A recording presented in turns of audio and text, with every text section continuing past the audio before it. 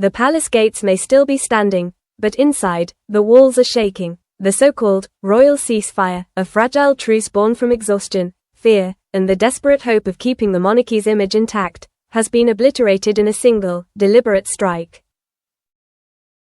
And the one who swung the blade is Meghan Markle.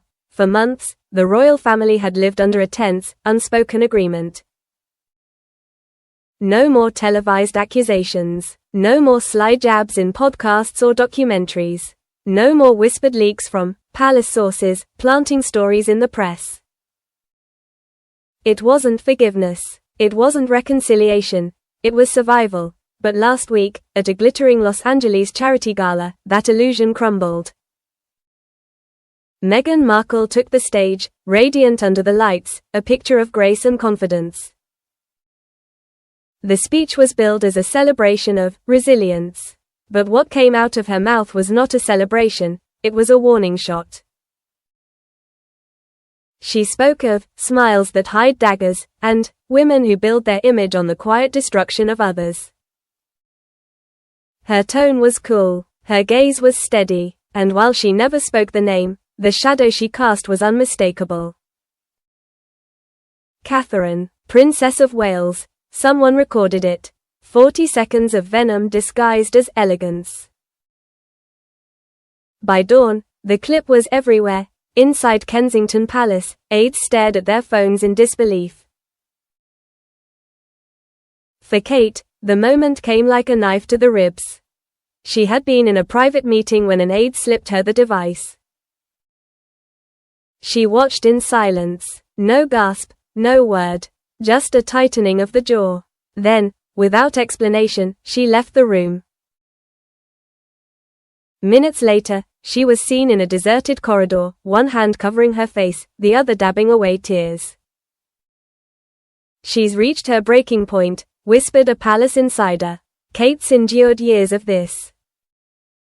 She's been painted as the villain over and over, yet she's kept quiet for the sake of the family." But Meghan knew exactly where to hit her, and she hit hard. This was not just another jab.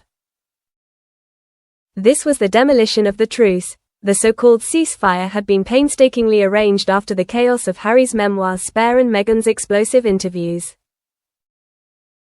Senior courtiers had all but begged both sides, stop the bleeding. Stop dragging the monarchy through the mud. For a while, it worked. The Windsors stayed silent. The Sussexes stayed in California. The headlines went quiet. Until now, by midday, Prince William's fury was no longer contained. "Enough," he told a senior aide. "She's crossed the line for the last time." Those words, once leaked to the press, exploded like a grenade. Suddenly, the story wasn't just about Meghan's remarks, it was about war. Again. Royal watchers were quick to point out the timing. Meghan's strike landed during one of the monarchy's most delicate weeks, when unity was supposed to be the message. Instead, the front pages screamed betrayal, rage, and heartbreak. For Kate, the pain was personal. She had privately hoped that, for the sake of the children, some form of civility might return. She had extended olive branches through mutual friends. She had even considered the possibility of one day sitting down with Meghan, if not as friends, then as mothers. Now, those hopes lie in ashes. The palace issued its standard line, "We do not comment on private remarks." But behind the scenes, voices are urging King Charles to act. To issue a warning. To draw a line in the sand before the Sussexes strike again. And yet, some believe this is only the opening act. Rumors swirl of a new media project, another Netflix special, a book, perhaps even an interview that will detonate every scrap of goodwill left. In Britain, sympathy is swinging hard toward Kate. The image of a future queen in tears, brought down not by political scandal, but by the words of a woman who once called her sister, has ignited a wave of public outrage. Across the Atlantic, Meghan's loyal defenders rally, framing her words as truth-telling. The divide grows deeper. The question now is not if the palace will respond, but how. Respond too softly, and they look weak.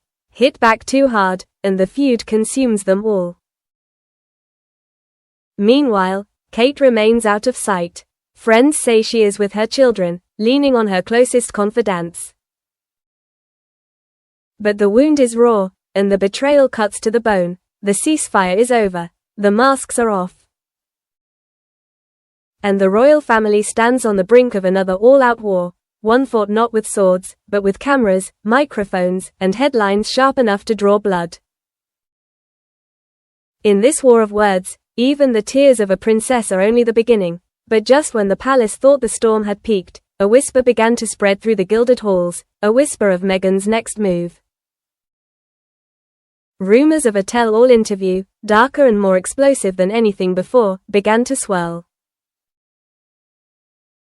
And in that unspoken moment, every royal knew, the war had only just begun.